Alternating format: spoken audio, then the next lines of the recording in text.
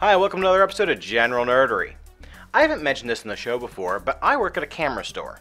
And a question I've been asked many times by people that I've sold a camera to is, I've got all these videos on my computer from this great new camera you sold me, but how do I make a DVD that Grandmom can play in her DVD player? So that's exactly what I'm going to show you today.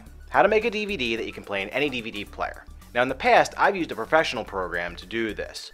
So, I did a little looking around, and I found a great piece of free software that allows you to make a DVD from virtually any kind of video file, and it's easy. So without any further ado, let's check it out. The program we're going to be using today is called DVD Flick. You can get it at dvdflick.net. After installing the program and running it for the first time, there's a couple settings I recommend you set before you try to make your first disc. Go up to Project Settings and select Burning. If it's checked, uncheck Create ISO Image. Then check Burn Project to Disk. You can leave disk label alone.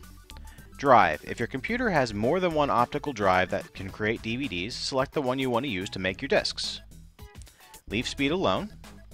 I recommend unchecking Automatically Erase Disk if it is rewritable, unless you are going to be using rewritable media frequently. It's caused some errors for me when using standard disks. Delete ISO image after burning is irrelevant because we're not creating an ISO image. Verify disk after burning. Basically, the program will go ahead and confirm that the disk was made properly before ejecting it. This is your choice. It isn't a bad thing to use it by any means, but it will slow down the process. So, use it if you want. Eject tray when done. Basically, the computer will spit out the disk when it's done burning, and you'll be positive that it's finished, so I recommend leaving that checked. Select Use as Defaults and click that once. Nothing will happen, but the system will register it. And then click Accept. And now you're ready to make your first disk. I'm going to first show you how to make the most basic project so you can see just how simple this can be. Go up here and select Add Title. Now you're going to navigate to where your videos that you want to put on your disk are. In this case, I've prepared some on the desktop. So I'm just going to select the video that I want to come first on my DVD. Open, and that is added to the project. Now I'll add another title.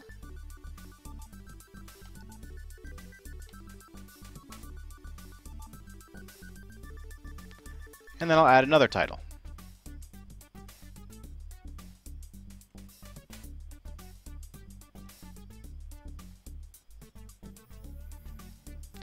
The bar over here on the left indicates how much space the videos that you've added so far will take up on the disk when it's burned. As of right now, we've only used a very small amount of space because none of these videos are very long. If I kept adding them, this yellow portion of the bar would continue to grow. If it passed 100%, I would simply delete the last video from the project. You can do that by clicking the video that you want to remove from the project and selecting Remove Title, and it will be taken off. Once you're happy with the videos that you have selected for your DVD, load a blank disc. I recommend a DVD-R disc because those will play in virtually any DVD player with no trouble. I've already done that. And select Create DVD. Now, if this isn't the first video you've made with this project, do not be alarmed when you see this warning come up. It simply means that the program is going to delete all the temporary files that were made with the last disc that this software made. You shouldn't see this come up the first time that you make anything with the software. Simply select Yes. The software will then remind you to put a disk in the tray if you haven't already. You can also check this box and it won't bother you with that warning again.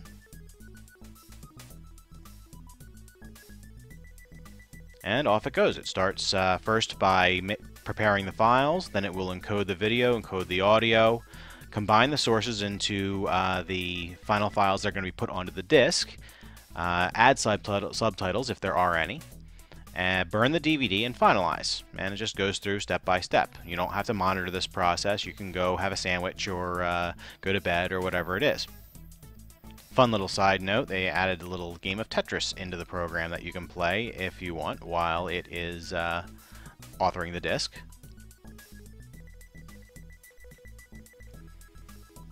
I'm just going to speed up time now.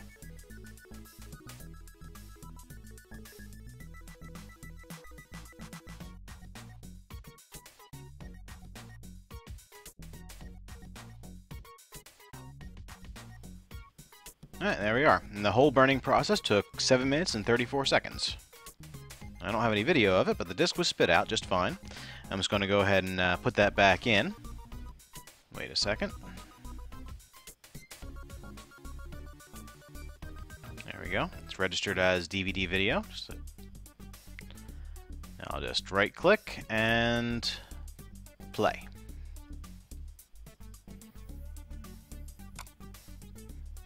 Now there's no menu on this disk, so it'll just start up with the first video on the disk. And there we have it.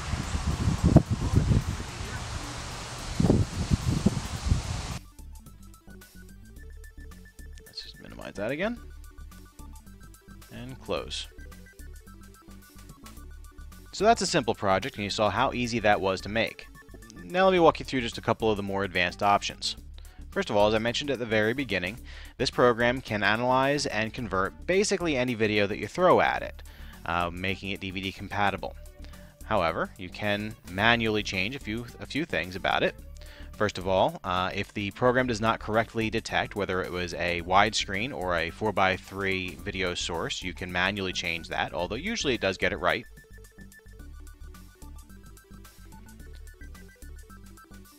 You can choose which frame is used as the thumbnail for the video if you have a menu. By clicking through the timeline here, I can pick any one of these frames to be the thumbnail for the video in the menu.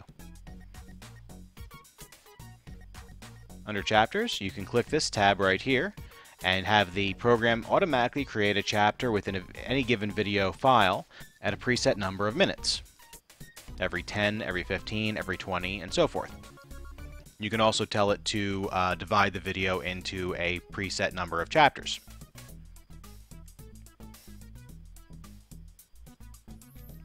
Now, if you're really getting sophisticated and your video and audio are actually held in two different files, you can point the program to separate video and audio sources. You can also point it at a separate subtitle track and it will be applied to the video. There are some additional things under project settings that you may find useful. You can name an individual project.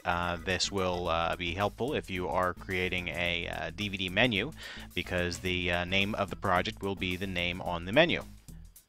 Target size, basically what size media are you using to record your DVD. The standard is 4.3 gigabytes because this will fit on the 4.7 gigabyte disc, which is the normal DVD-R disc.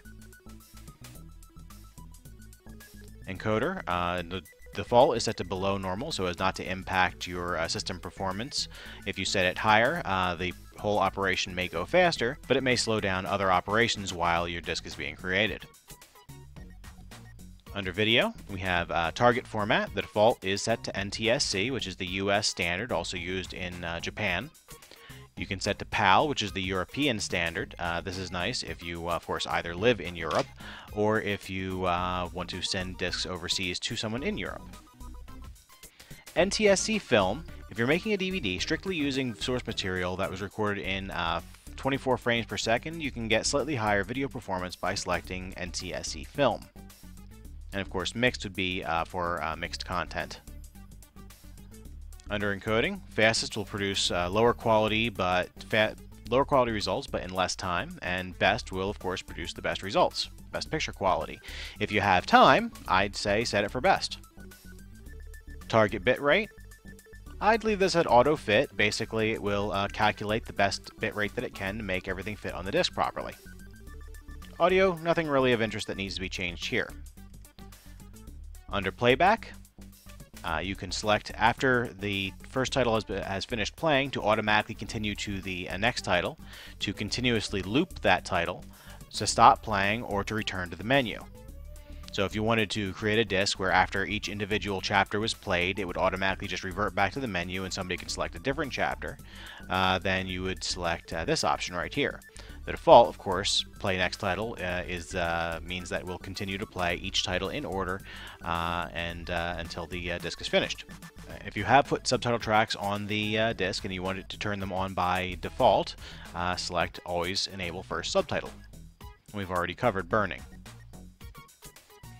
Finally, if you want to add a menu to your disc, go up here to Menu Settings, Now there are only a few programmed in with the DVD flick here, but they aren't unattractive. You can just select the one that you like.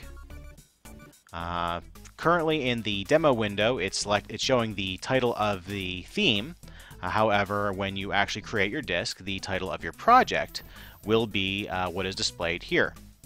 Simply select the theme that you want and click Accept.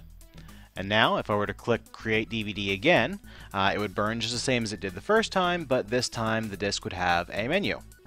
From that menu, I would be able to simply play everything, or go to a sub-menu, which would allow me to select which of the 3 videos I wanted to start with. Now finally, if you are creating a project that you either aren't finished or you want to be able to make future copies of easily in the future, you can save your project. Simply point at the directory where you want the project file to be saved, give it a name, and save. Now I can close the program here, and by simply clicking the Save Project File, DVD Flick will reopen, and everything is exactly as I left it. So that's how to make a DVD with DVD Flick. As always, I hope you enjoyed this tutorial, and I hope you found it useful. If so, please remember to rate, review, and subscribe, and I'll see you next time on General Nerdery.